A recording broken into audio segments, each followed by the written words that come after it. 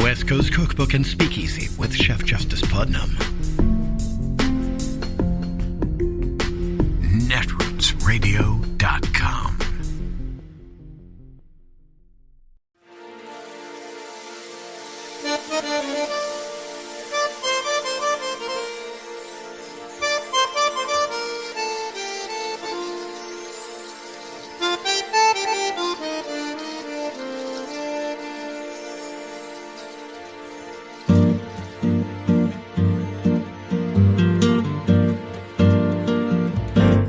Je voudrais du soleil vert, des dentelles et des théières, des photos de bord de mer, dans mon jardin d'hiver. Je voudrais de la lumière, comme en Nouvelle-Angleterre. Je veux changer d'atmosphère, dans mon jardin d'hiver. À fleurs sous la pluie de novembre, tes mains qui courent, je n'en peux plus de t'attendre. Les années passent, il est loin, là je tombe. Nul ne peut nous entendre. Je voudrais du Fred Astaire, revoir un latte. So Mark, Elon Musk is funding a PAC called America PAC that's purporting to register you to vote, but if you live in a swing state, the website merely gathers your information and in fact offers no avenue to register to vote, but you've just handed over pertinent data that America PAC is now using in conjunction with the Trump campaign. Is this legal? So look, I think that there are real questions about it, which is why, I know we're going to talk about the investigations that are going on here. It raises a number of questions. The first is, are people being defrauded out of providing information that they otherwise wouldn't have provided, right? I provided information because I thought it was going to register to vote, and in fact, instead, my information was just taken for some other reason. But it raises a second problem, Brian, which is, are people being essentially defrauded out of registering to vote, right? Like the first is like, did they give information they wouldn't have given? But the second is, people may think I gave this information and I think I am registered to vote because I thought that's what was going to happen here. And then they show up at the polls and in fact, they're not registered to vote. So this is a terrible idea. Whether it violates state criminal law or state civil law, we're going to find out. But it is certainly, for anyone who cares about free and fair elections and cares about fair play and democracy, boy, this is a terrible idea.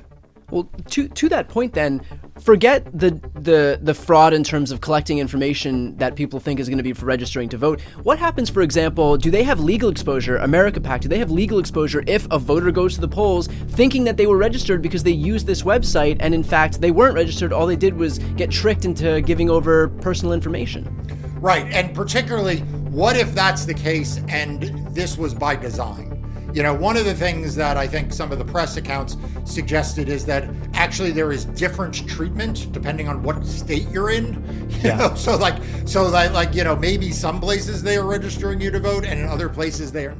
I think that's exactly right. I think that so long as you didn't live in a swing state, you got funneled into the correct voter registration organization. But if you didn't, if you lived in a battleground state, then you were just basically handing over personal data. Right. And if you assume, and this is an assumption, but if you assume that the people who are being targeted for voter registration are typically younger, first-time voters, maybe minority voters, right? These are people who are not already registered. Is that decision by this PAC to steer people who are registering to vote in swing states and not have them registered? Is this in fact a intentional effort to take out of the electorate pools of voters who maybe would vote for a Kamala Harris or for Democrats rather than Republicans? And then you start to get into intent, right? It is not just like a dumb idea, a bad idea, but it is actually intending to defraud certain kinds of voters and shape the electorate a certain kind of way. And I think that very much ups the ante. Now, a few different states have begun investigations into this activity. What specifically are they looking for, and what possible statutes might apply here? Yeah, so I suspect what they are looking for is along the lines of what I just suggested, which is this, are the voters being lied to, right? That's sort of one element of fraud. The second, though, is were they intentionally being lied to? In other words, it's one thing if they got bad information, this was a boneheaded plan, and but the voters were not misled. It's another thing if they were misled. It is yet another level, though, if they were intentionally misled. If they were being misled because the effort here is to steer potential Democratic voters or progressive voters out of the system, and therefore affect the outcome of the election. And depending on where it is, which, if any of those it is, it would implicate different kinds of laws, right? It could implicate a consumer protection statute. It could implicate a statute that protects personal identifying information, or it could implicate these much, much more serious statutes that deal with, dirty tricks and criminal fraud. And we've seen criminal prosecutions in other contexts where that has been the case. Mark, one CNBC reporter did report that Jocelyn Benson's office in Michigan, she's Secretary of State, is launching an investigation. And in the aftermath of that announcement, the PAC, America PAC, since removed some buttons on its homepage that purported to allow you to request a ballot and register to vote. Is there some tacit admission of guilt there by virtue of removing these buttons after the scam here became public? Look, I think that it is an admission or an acknowledgement, maybe not an admission, it is an acknowledgement that this probably was not, like I said, at a minimum, the best idea they ever had, and perhaps worse. But it is definitely, if they had thought this through and they were like, you know what, we've lawyered this, we've looked at this, this withstands the public scrutiny, this withstands legal scrutiny, then presumably they would be going full steam ahead. But it appears that once, this was called out into the open, this all of a sudden there were changes made. And I think, Brian, don't sell yourself short. Yes, it is potentially because the authorities are looking at this. Jocelyn Benson's office looking at it. But oftentimes with these activities, these things happen under a radar. And it is when there is a broad shining of the light on it that oftentimes you see these folks scurry away. So it's possible it's the one, but it's also possible due to the good work that you and others in the media have done. Well, Elon has been pretty outspoken in purporting to be against election interference. Is this, in and of itself, a form of election interference? Look, if they are telling people, give us your personal information, and you will be registered to vote, and then they don't register to vote, it's hard to say that is anything other than election interference. If they are collecting personal identifying information, and then they are passing that on in some form or fashion to a campaign, again, not saying that they are, don't have proof that they are, but if that's what's happening, there's a question: what the hell is happening to this information? Why are they collecting it, right? Why most websites don't want, and this, you typically don't want to have more personal identifying information than necessary because there's legal liability to storing it. But if they are doing something with it that is untoward towards affecting the election, it's hard to say that wouldn't be election interference. So look, we're going to find out what exactly was at the bottom of this, I suspect, because there will probably be other press interest that may expose it, or because whether it's in Michigan or elsewhere, someone will want to get to the bottom of this. Well, and you just alluded to this, but how important is the collection of this kind of data to a presidential campaign? Like what kind of an impact could this venture by Elon and the other funders of this PAC actually have? Look, detailed information about voters is gold in politics, right? The campaigns spend an enormous sum of money to try to learn about their voters, who they are, what motivates them, where they live, whether they're registered, why they haven't registered, what messages may motivate them to register and vote and to vote. So this is very, very valuable data that both the Democratic Party and the Republican Party collect. We know that in 2016, there were a lot of efforts among Steve Bannon and other people associated with the Trump campaign or in the Trump orbit, to try to collect and analyze this kinds of data. Remember, there was a big scandal involving Facebook and whether they were sharing certain kinds of data. So right. We live in a data-driven world, and that is no different in politics than anything else. Again, I don't know that any of this data is going to the Trump campaign or the Republican Party. Maybe it's just dead ending in this PAC, but certainly political campaigns have a lot of interest in this kind of information. Well, the Trump campaign has been bragging about shifting their ground game to outside groups exactly like this PAC, like America PAC. But in the wake of what we're seeing right now, it suggests that maybe some of these groups aren't up to the task and may even face legal liability themselves. Did the Trump campaign, in your opinion, make a mistake with this strategy? Look, ask Jeb Bush and Ron DeSantis how well it is when you outsource your get out the vote and field efforts to a super PAC. This is the irony of it, is that it is actually Republicans who have learned the lesson that this doesn't work. Nobody shows up to volunteer for a super PAC. No one gets excited and says, you know what, I want to go to a super PAC rally, right? Yeah. The lifeblood of campaigns when it comes to voter contact are the candidates and the campaigns themselves. And so Donald Trump's decision to outsource this to third-party organizations tells us two things about them. But I think we need to, Brian, listen carefully to the two. The first is that it's a mistake, okay? And that, I think, we can hold them up to ridicule and scorn. It's a grift, it's whatever else. But the second, Brian, and you and I have talked about this on other episodes, is what does Donald Trump know? Or what does he think he knows about what other weapons he has available to him that he doesn't think he needs to motivate people to vote? This is a guy who said you don't need to vote in 4 years. He's also said we have enough votes this time. He is someone who has courted election deniers and tried to infiltrate election offices. So, I think there is one part of it which is, incompetence and stupidity and bravado, but it also gives me pause that maybe, just maybe, they want some of this information in the outside group world because they think they'll do the dirty work with it, and also because they think that the RNC and the Trump campaign have other tools to try to win this election that are not about turning out voters.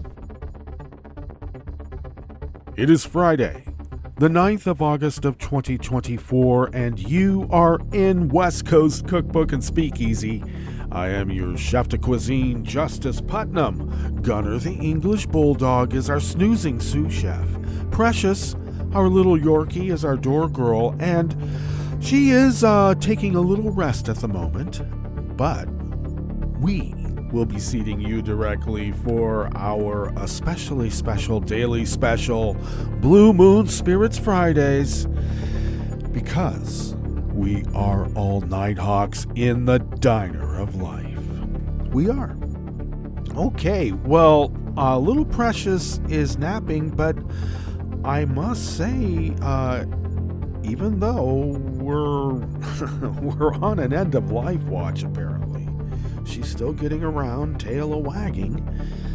She last night decided to move to various spots in the house like normal to sleep and patrol. Is what she would do and what she continues to do. And when we awoke this morning, she got up with me, and I thought maybe she wanted to go out, but she didn't want to, so she stayed in the living room. And when I went to get my second cup of coffee, I noticed that she had by herself got up on the sofa and was licking her paws and just doing some grooming. And by the time I had got my coffee, and I'll tell you what I do. I put a little bit of brown sugar, a little bit of Hershey's Special Dark Chocolate, and a tad of warmed and sometimes steamed milk. So by the time I had the milk warmed up a little bit and poured into my coffee and turned around to come back to the broadcasting booth here at the mothership, she was in her comfortable spot, snoozing away. So we will let her. And that's good. I will need to get her medicines soon here, though, of course. So I'll try to do it during the break. If the break takes a little bit longer, I apologize. I certainly apologize for they're not necessarily snafus that have occurred periodically this year. But let's just say I've been preoccupied, because I have been. All right. So that's the update on Little Precious. I continue to be, I say rhetorically here, amazed, because I'm not amazed. Let's just say I continue to be pissed off at the way that the media is just performing malpractice in front of our eyes. To give Donald Trump live coverage for whatever that was, they called it a presser. Yeah, it was depressuring. Is that a word? I just made it up. That whatever that was, and they did not have a live feed or any coverage of Harris and Walz at their rally. Now, in 2016, let's remember, Trump got wall-to-wall coverage. Every time he stepped out of one of his buildings, he had some papers in hand, and he made a statement, they had to cover it. Stop the presses. I mean, they would stop daytime soap operas to show Trump, I don't know, picking his nose. Donald Trump's going to pick his nose live on TV. Let's cut to that now. And they did. So, to completely ignore the Harris-Walz gathering, I think it's not fair and balanced, is it? And then they whine and whine and whine. She won't take any questions from the press. And so when she does grant, they ask her some questions on the tarmac as she's on her way to the next campaign stop, and they're asking her, like, what do you think about all the criticisms that Trump's making? They didn't ask her about policy. They keep whining. She won't talk about policy. Well, you never ask her a question. She talks about policy all the time. You don't report it. What is this? The forest where nobody gets to hear anything unless you let us know it has happened? My God. I think that's what they think. I'm a god. No, you're a scribe. And then it I suppose I forgot. Or I didn't make the connection. Or there's so many bad actors with deep pockets, it's hard to keep track of them all. Harlan Crow funded the Swift Boat Veterans for Truth campaign against John Kerry. Makes a lot of sense for a guy who's got Hitler in his dictator garden of heroes. My God, life-size statues of dictators from across the ages. Let's sit in a circle of them. Smoke our cigars. Do they have cognac? Idiots. So they're trying to swift boat Tim Walz. All right. Well, J.D. Vance, among military who know, is known as Sergeant Scribbles. Because while he's getting manicures, sitting on the couch in the military press office. Not a divan, not a sofa. He was sitting on a couch getting manicures, maybe pedicures too, but I think it's really manicures because you're not going to take your shoes off anywhere on a military base unless you have to. No one wants you to. Don't do it. So that's fine,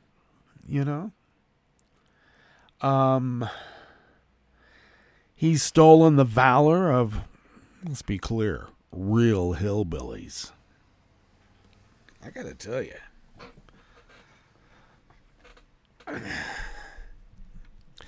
Hillbillies I know take their hillbilly isms quite seriously. They don't like J.D. Vance. Now, just bear with me. I'm not insulting hillbillies, specific hillbillies, okay? You know, maybe I am making a broad, generalized statement, but just bear with me. The hillbillies who were told what J.D. Vance wrote in his book don't like it. They don't. No, I'm sorry.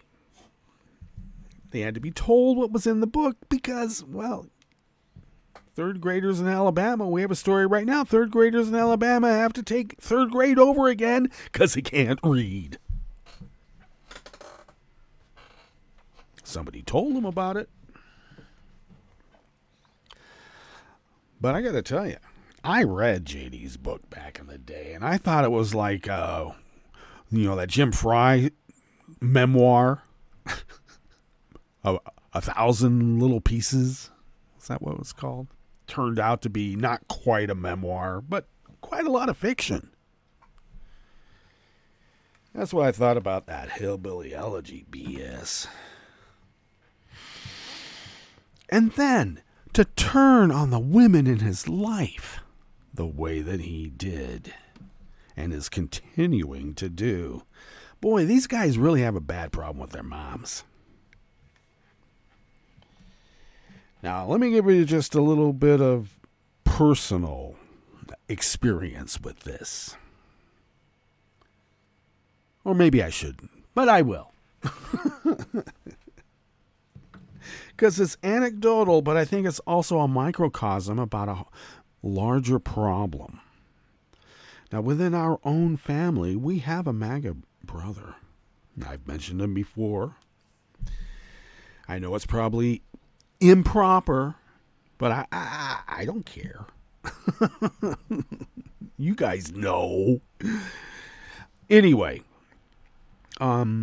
it's almost like he has to manufacture a bad childhood specifically directed at our mom as being the catalyst for everything that happened that was wrong in his life. And it turns out that it was simply because he was told no.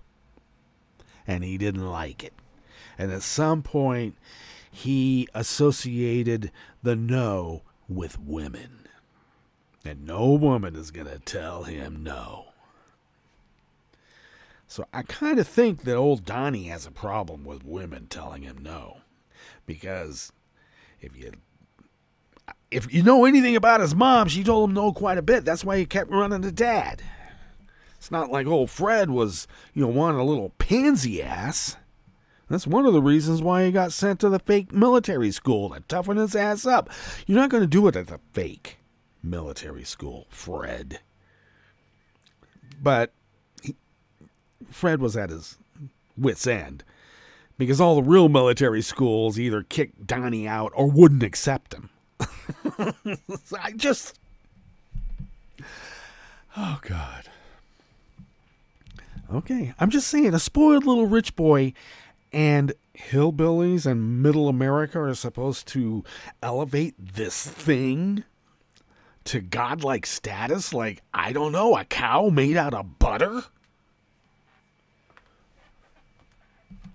Let us all hail our butter cow. Well, I don't know if it's, idolatry. But you go to a county fair in the Midwest, and there's some people who have some really good knife skills with butter on a large scale.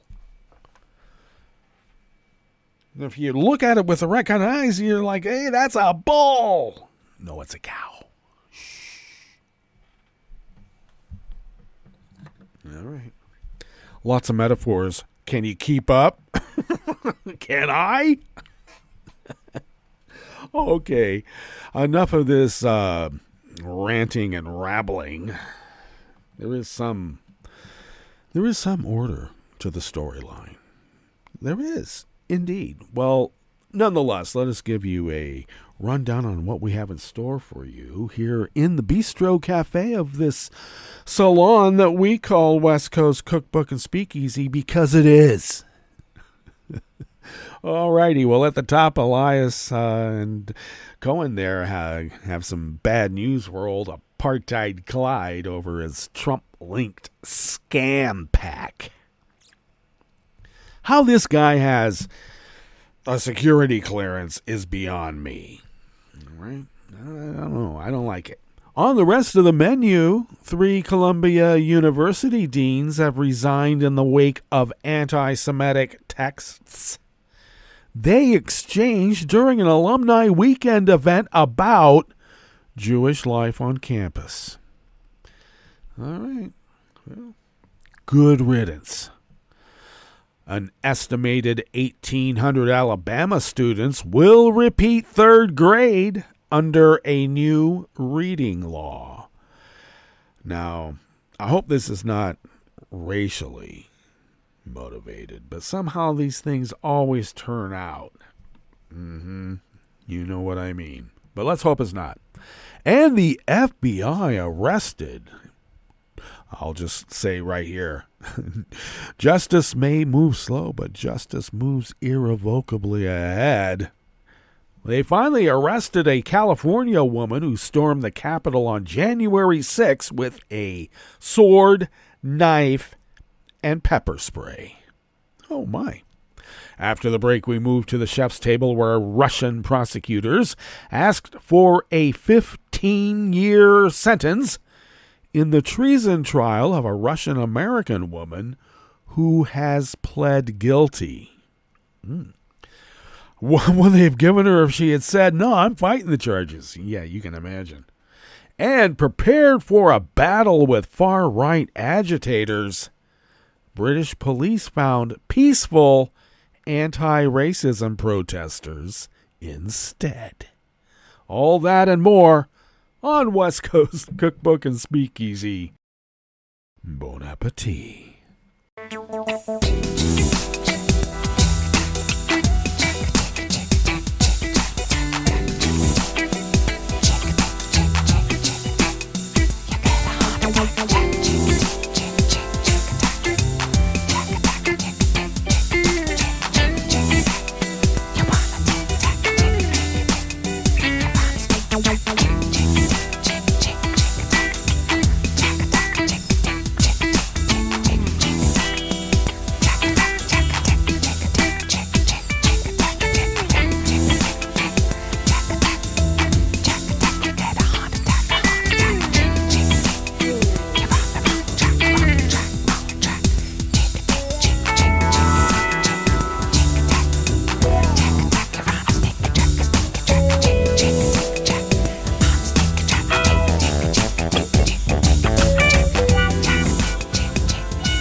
Even though our homepage is still under construction, most of the basics are there, a player, which is very important. So if you're not listening to our homepage player, it is live, and we'll get a much better looking one as we continue the construction. But also, if you could become a recurring Patreon of Netroots Radio, if you could afford to send us what you might spend on, I don't know, how about an espresso type coffee drink? If you could afford to send the funds that you would spend on that once a month to us by way of our Patreon button, well, if you go down to the bottom of our homepage that is still under construction, near the bottom to the right is the link to our Patreon homepage. And by becoming a recurring Patreon of Netroots Radio, you help us in the fine tradition of powerhouse resisting. And we've been a powerhouse of resistance for 14 some odd years now. And that's because of, well, are we obsessed? Yes, we are. We're do-gooders, social justice warriors. Oh, yay! And that's because folks like you have encouraged us by helping us, well, knock down the costs of some of these bills.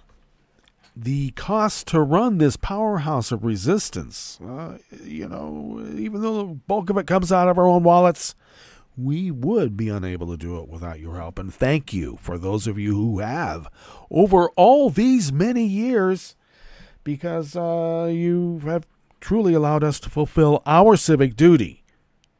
as the founders originally intended. Oh, so many years ago. Yes. Well, some of the founders are still here. Hi. Alrighty. That stated, let us forego all the rest of the usuals. Yearly subscriptions to podcasts and live streams and any other number of issues come due for some reason this time of year. So we put out a big outlay, but that's okay. That's only the way it is to be. And we have found that when we pay our bills, we fly under the radar. And that's our strategy. Thank you anyway out there for all of the rambling. Let us now tuck into this first offering here in the Bistro Cafe of West Coast Cookbook and Speakeasy. And of course, I need to open up the tab here. Here we go. And that's right. It is out of the Washington Post by Danielle Douglas Gabriel. 3 Columbia University deans have resigned in the wake of controversial texts they exchanged during an alumni weekend event about Jewish life on campus, the Ivy League school confirmed. The departures arrive a month after Columbia President Minouche Safik told the campus community the administrators would be removed from their roles and placed on indefinite leave for texts that, quote, touched on ancient anti-Semitic tropes, end quote. She said the messages were troubling and the incident revealed deeply unsettling sentiments. No shit, Sherlock is how we say it in, deconstructive syntax. The university declined to comment about the resignations. Has anyone ever commented? But they have to put that in. And the 3 administrators, here we go. Susan Chang Kim, Vice Dean of Columbia College. Kristen Crom, Dean of Undergraduate Student Life. And Matthew Patashnik, Associate Dean for Student and Family Support, also could not be reached. After being named as being an anti-Semitic idiot, who would want to? Well, Columbia has been criticized by lawmakers, alumni, and students for its handling of anti-Semitism amid campus protests over the Israeli-Gaza war this spring. Or should that be Israel-Gaza war? In June, the Washington Free Beacon, published photos of text messages exchanged during a panel discussion on Jewish life between the Dean of Columbia College, Joseph Soret, and Chang Kim, Crom, and Patashnik. The conservative website said the messages were dismissive of the speaker's remarks about campus anti-Semitism, with one of the deans sending a vomit emoji at one point. Well, anti-Semitism has no place anywhere. Thank you very much. The House Committee on Education and the Workforce requested copies of the text from Columbia and released them in early July. The only problem I have with this is that they kind of turn our own concern about holding our own to account oftentimes against us. Okay. Well, transcripts of the text released by the committee show Soret sent 3 texts in response to messages from Chang Kim, while the other deans exchanged numerous messages with one another in a group chat. Soret has never been placed on leave and remains dean of Columbia College. After the text became public, Soret wrote Columbia College students in July that he is responsible for setting the culture and tone of the staff at the college, and that any language that demeans members of our community and divides us from one another is simply unacceptable. I am deeply sorry that this happened. Yeah. Okay, we'll see how this ferrets out. Jew hate, seems to be a virus. In fact, it seems weird.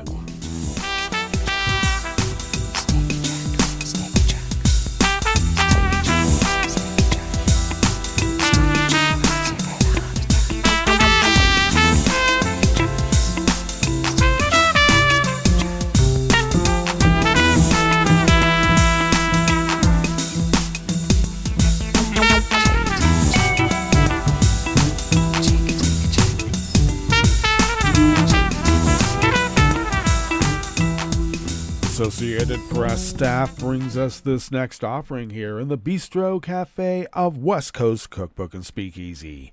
An estimated 1,800 Alabama students will repeat third grade because of low reading scores under a new state promotion requirement, the education superintendent said.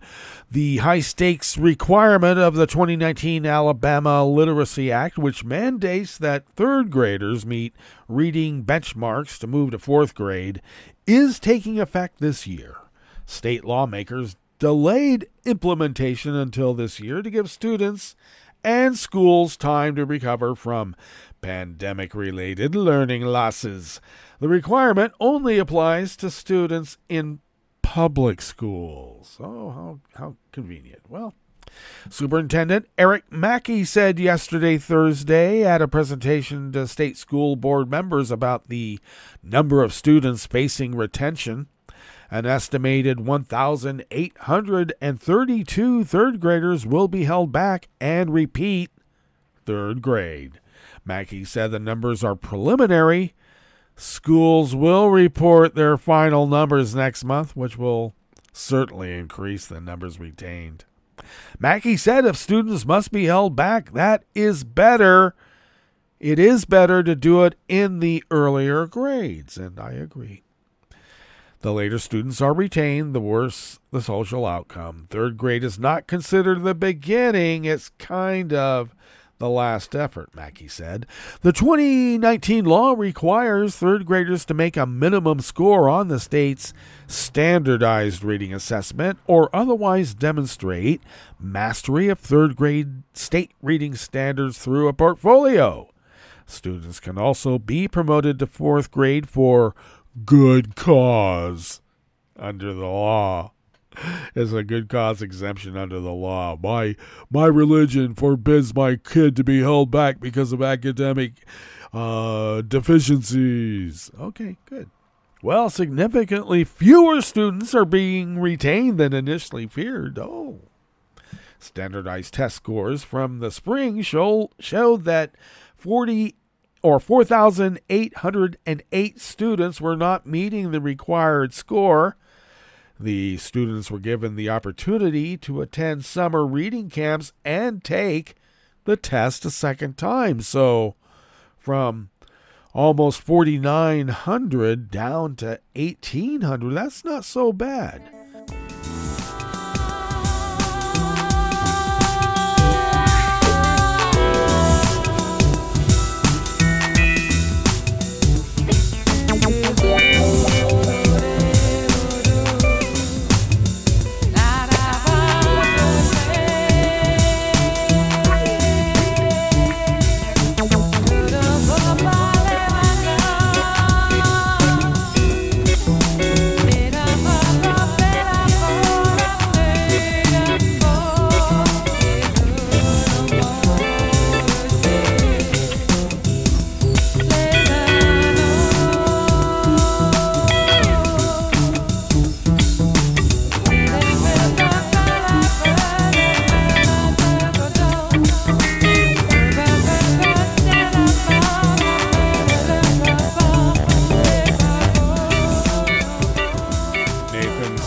Of the Los Angeles Times brings us this final offering here in the Bistro Cafe part of West Coast Cookbook and Speakeasy. Carrying a sword and wearing a tactical vest and backpack with a knife and pepper spray, authorities say Kennedy Lindsay rallied her online viewers as she rode to the Capitol on the back of a golf cart on January 6th. The Capitol building is being stormed as we speak, she told viewers on the ride to the Capitol. According to an FBI affidavit filed in Washington, D.C. last month, we are on our way there. God bless America, motherfucker. Let's go. All right, well, in the hours that followed that video, federal prosecutors claim Lindsay and her friend Danielle Lacey, both from Southern California, went to the Capitol building with other insurrectionists before exiting and participating in the violent chaos outside. More than 3 years since the attempted insurrection, federal authorities continue to identify and charge people who they suspect participated in the event. In March, the FBI arrested a woman in Northridge they say attacked the media and planned to share weapons with other rioters. In July, prosecutors filed charges against Lindsay and Lacey. They are due in court next Thursday. According to the FBI affidavit, the pair flew to Washington after Trump falsely claimed he won the 2020 presidential election and announced a rally on the social media platform formerly known as Twitter. It is still known as Twitter. Writing, "Big protest in D.C. on January 6th. Be there. Will be wild." Well, both Lindsay and Lacey made their way to the Capitol, during which Lindsay recorded multiple videos on her phone, updating her viewers. So we have video evidence. Good. All right, let us now get to our break. And when we get back from that break, we will go through weather from around the world. And we will finish up with the stories that we have curated for you today. You are listening to West Coast Cookbook and Speakeasy, and we will be right back. You are listening to netrootsradio.com. Please hang up and try again.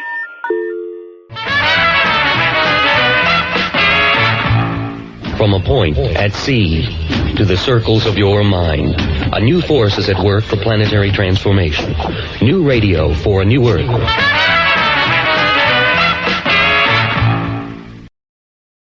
This is Take Two Movie Review. I'm Clinton Johnston. This week, into the metaverse. Successful Deadpool movies follow a simple formula.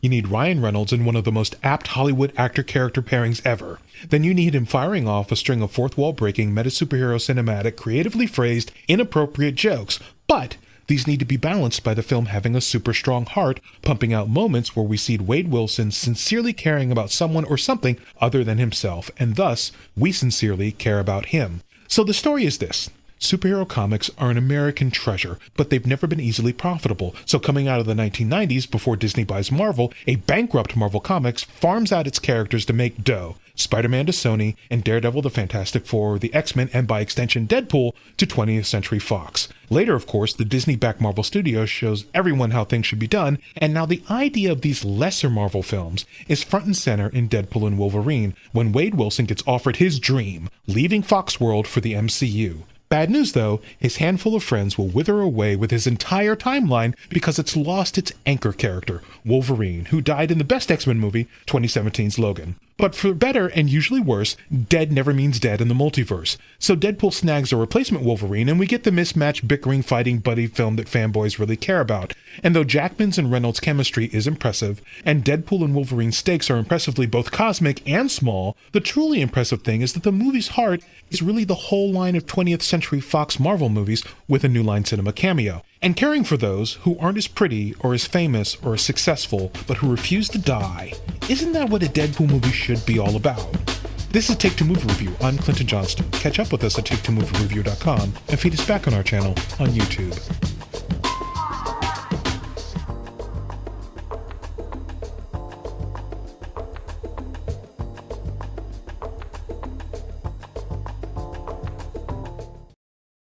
Don't you wish your life came with a warning app? Stop. That dog does not want to be petted. Just a little heads up before something bad happens. Move your coffee cup away from your computer. Oh, no. So you can have more control. Stop. You're texting your boss by mistake. Uh-oh. Well, life doesn't always give you time to change the outcome, but prediabetes does. With early diagnosis and a few healthy changes like managing your weight, getting active, stopping smoking, and eating healthier, you can stop prediabetes before it leads to type 2 diabetes. It's easy to learn your risk. Take the 1-minute test today at doihaveprediabetes.org. Warning, the cap is loose on that catch-up. Ugh. Don't wait. You have the power to change the outcome. Visit doihaveprediabetes.org today. That's doihaveprediabetes.org. Brought to you by the Ad Council and its prediabetes awareness partners. If you came across someone struggling with hunger, how would you recognize them? By their clothes? Their age? The way they speak? Would you notice an 8-year-old girl who's not excited for summer break because she may not be having lunch again until September? Or a single father of 2 who works 3 part-time jobs and still can't put enough food on the table? Or maybe a mother who cleans offices at night, hoping to find meeting leftovers to take home to her hungry family. Or a war veteran who's having a hard time landing a job and getting back on his feet. I am the 1 in 8 Americans who struggle with hunger. People you pass by every day but never knew were hungry. I am hunger in America. Hunger can be hard to recognize. Learn why at IamHungerInAmerica.org. Brought to you by Feeding America, 200 Food Banks Strong, and the Ad Council.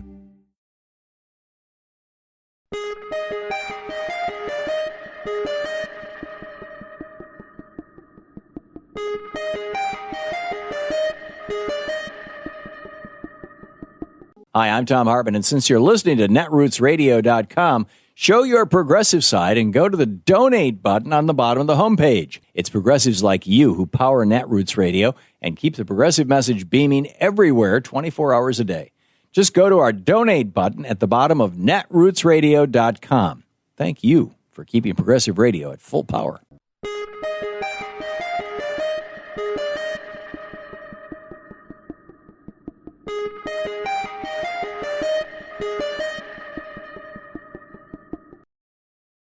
You're listening to the American Democracy Minute, keeping your government by and for the people. Just 90 days before the 2024 election, the state of Georgia took actions which could impact the outcome, launching a controversial webpage to cancel voter registrations and allowing county election board members to potentially disrupt election certification. The Georgia Secretary of State's office launched its voter registration cancellation portal August 5th, allowing voters moving out of state to cancel their voter registration or to cancel the registration of someone else, such as a deceased family member. An immediate glitch, fixed within a short time, disclosed a voter's date of birth, driver's license number, and last 4 social security digits, the information used to cancel the registration. The bigger concern is that bad actors could use the portal to cancel registrations for partisan reasons, provided they had all or part of that information. Changes in Georgia law have already made it easier for activists to challenge a voter's eligibility at the polls. The Georgia State Election Board voted 3-2 August 6th to allow individual members of county election boards to conduct a reasonable inquiry of their own before certifying an election. Democracy groups say the rule's vague language allows partisans to throw the election process into chaos and litigation and could delay outcomes or disenfranchise voters. President Trump praised the decision at his Atlanta rally. We have local reporting and groups taking action at AmericanDemocracyMinute.org. I'm Brian Beal. I'm Rick Smith, and this is Labor History in 2.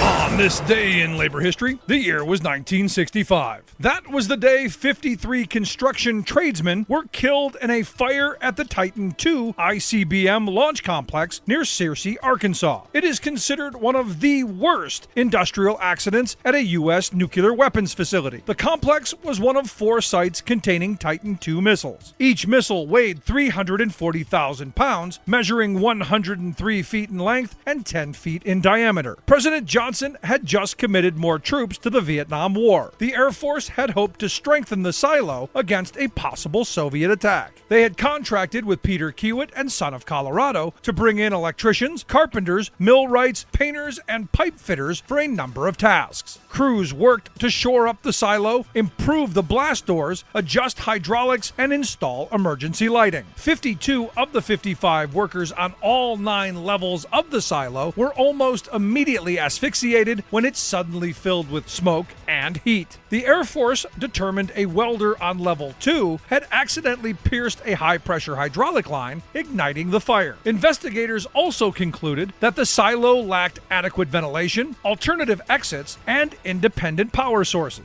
The contractor was held responsible for numerous safety violations, contributing to unsafe work conditions. The welder was found drowned in hydraulic fluid. 2 survivors suffered burns and smoke inhalation. They contested the Air Force's findings. One worker insisted no one had been welding on level 2. The other survivor stated he saw flames burst from the diesel engine just before the power went out. Both men insisted the fire started from below. By 1981, 2 more deadly accidents involving Titan II missiles would prompt President Reagan to order their deactivation. Like what you hear? Check out more at laborhistoryin2.com.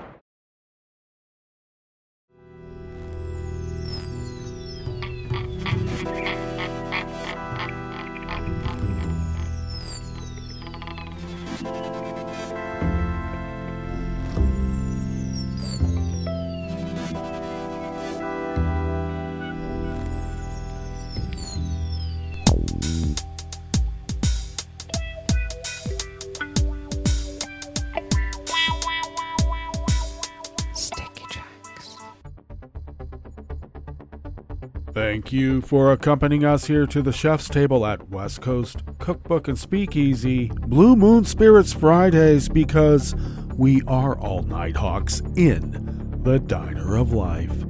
We always begin weather from around the world along the banks of the Rogue River in the Rogue River Valley of Southern Oregon, on the west coast of the continental United States of America, where it is currently 63 degrees Fahrenheit, expecting highs in the mid-90s, maybe a tad warmer. Winds out of the west-northwest at a brisk 10 to 15 miles per hour, a warm brisk. And it looks like we'll have clear skies overnight with lows around 60, which is just about cool enough. We got pretty cool conditions last night to, well, chill the house for the warmth of the day. Winds will be out of the west-northwest tonight at 5 to 10 miles per hour, and then sunny tomorrow, Saturday, with highs in the mid-90s. Winds out of the northwest at 5 to 10 miles per hour. Looks like we're going to have nights in the mid to upper 50s for quite a few days, and temperatures look like they may want to bring on the fall. I can feel it. Do you? Grass pollen is rated as low right outside the window here in Rogue River proper. The air quality index for the region is in the moderate range. I should mention that we are at 96 parts per million close by here at the mothership, but we are in a air quality alert for the region because of wildfires. So if you have breathing problems, you know what to do. And if you don't, well, keep breathing. Filter your air somehow.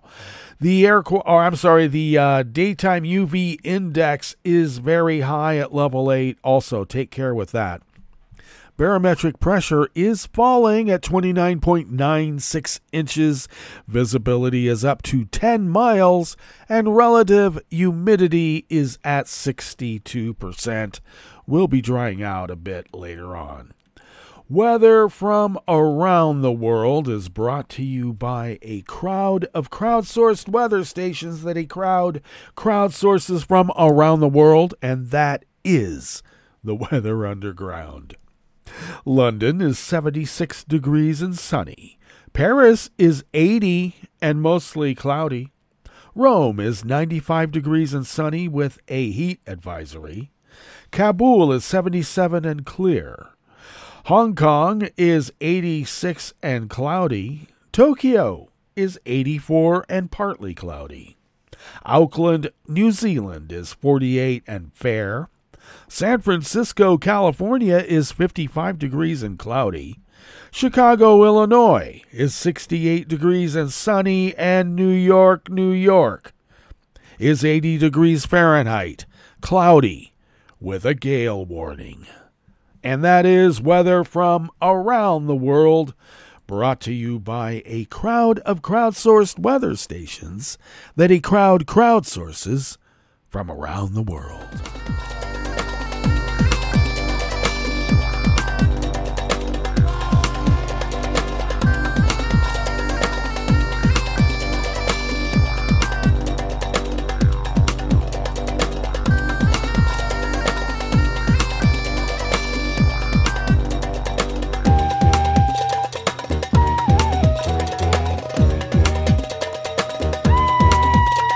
Staff at the World Desk of the Associated Press brings us this first amuse-bouche here at the Chef's Table at West Coast Cookbook and Speakeasy Blue Moon Spirits Fridays. Prosecutors in Russia yesterday, Thursday, asked for a 15-year sentence in the treason trial of a Russian-American woman who has pled guilty. Ksenia Kavana, whom Russian authorities identify by her maiden name of Karolina, was arrested in Yekaterinburg in February, accused of collecting money for Ukraine's military. She pled guilty in the closed trial on Wednesday, and the Interfax news agency said that, or quoted her lawyer, Mikhail Mushaloff, as saying prosecutors called for 15 years in prison. The sentencing is expected on August 15th. Kavana reportedly obtained U.S. citizenship after marrying an American and moving to Los Angeles. She had returned to Russia to visit her family. The rights group, the First Department, said the charges stem from a $51 donation to a U.S. charity that helps Ukraine. Russia's Federal Security Service claims she proactively collected money in the interests of one of the Ukrainian organizations, which was subsequently used to purchase tactical medical supplies, equipment, weapons, and ammunition for the Ukrainian armed forces. You know, the ones that they invaded and killed with impunity. All right. Since sending troops into Ukraine in February of 2022, Russia has sharply cracked down on dissent and has passed laws that criminalize criticism of the operation in Ukraine and remarks considered to discredit the Russian military. Concern has risen since then that Russia could be targeting U.S. nationals for arrest. Could be? No, they are.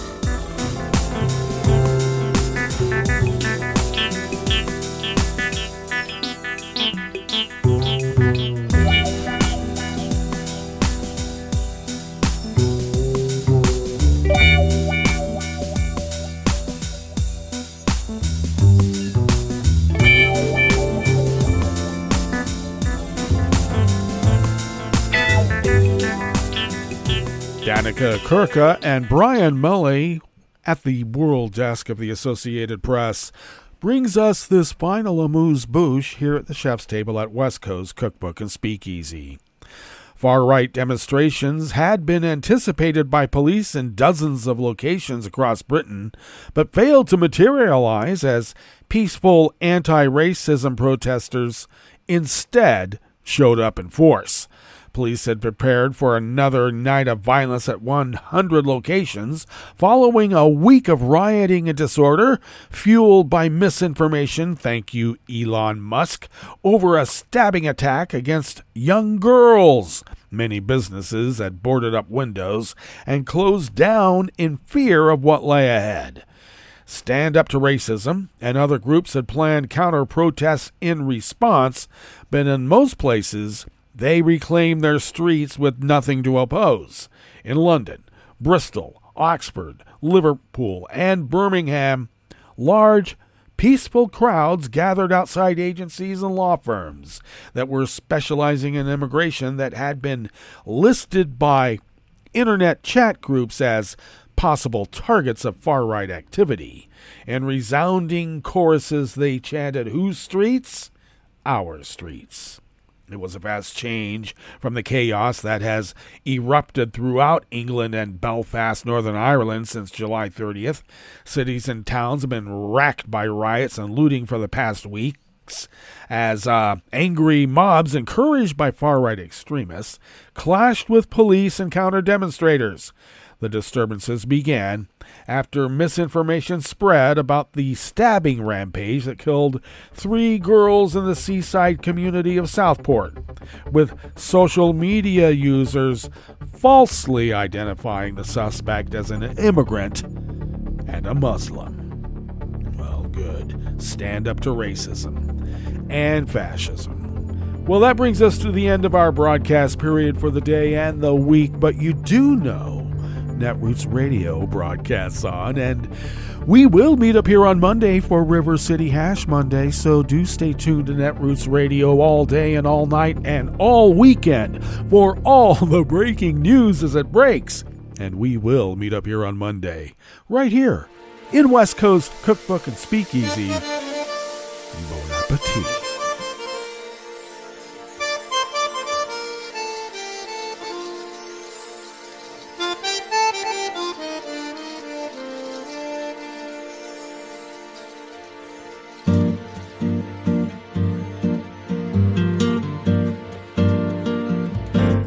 Je voudrais du soleil vert, des dentelles et des théières, des photos de bord de mer, dans mon jardin d'hiver. Je voudrais de la lumière, comme en Nouvelle-Angleterre. Je veux changer d'atmosphère, dans mon jardin d'hiver.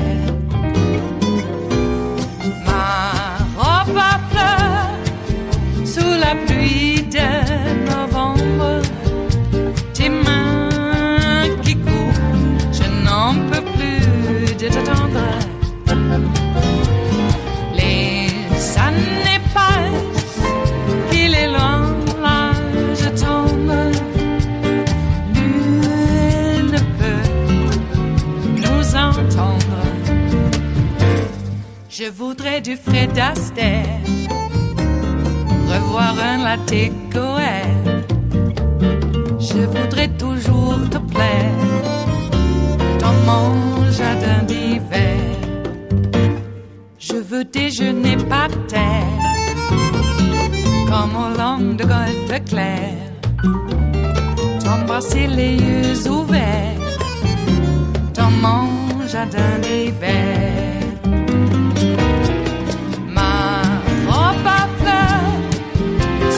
Pluie de novembre, tes mains qui courent, je n'en peux plus de t'attendre.